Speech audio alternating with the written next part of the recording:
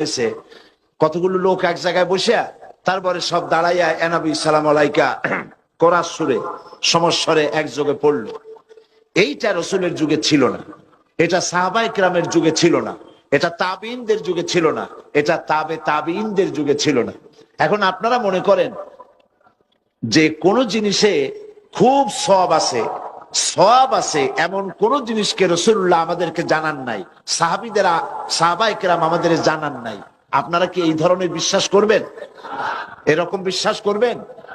যাতে সওয়াব আছে রাসূলুল্লাহ সব আমাদের জানাইছেন।